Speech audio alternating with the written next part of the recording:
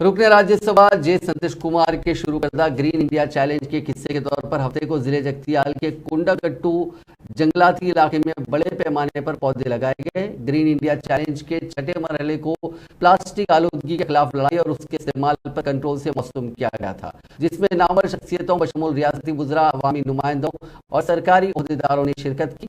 Jawaharlal Nehru technological university के जायद 1000 तलबा ने रुकने राज्यसभा संतोष कुमार के साथ 1000 पौधे लगाए। इस मौके पर रियासती वुज़रा कुपला ईश्वर, गंगूला कमलाकर, रुकने पार्लियामेंट दामोदर राव, अरकान मुकन्नना S Subhash Reddy, S Ravishankar, doctor Sanjay Kumar, Vidyasagar Rao, chief minister के secretary Bhupal Reddy, chief minister की officer on special duty Priyanka Varghese और दीगर मौजूद थे।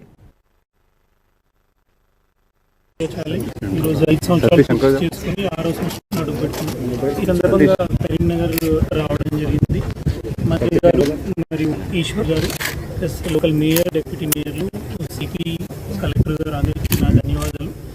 రాశివనంలో నేను ఒక మొక్క నాట అదృష్టం కలిగింది. రాశివనం ఇందాక అంతటా తిరిగి చూసినాము, చాలా అద్భుతంగా ఉంది. పిచ్చి మొక్కలు పెరిగే ప్రాంతాన్ని, 10 ఎకరాల ప్రాంతాన్ని అద్భుతంగా డెవలప్ చేయడం జరిగింది. లోకల్ అథారిటీస్కి, మా మేయర్ గారికి, మా ఎమ్మెల్యే మినిస్టర్ గారు గంగుల కమలాకర్ గారికి ధన్యవాదాలు.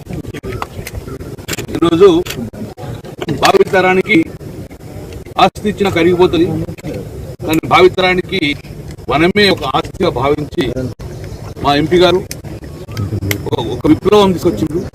అదే హరిత విప్లవం. అందులో భాగంగా ఇప్పటికే గ్రీన్ ఇండియా ఛాలెంజ్ వలన తన స్ఫూర్తితోటి రాష్ట్రంలో ఎన్నో లక్షలాది మొక్కలు పెట్టడం జరుగుతుంది.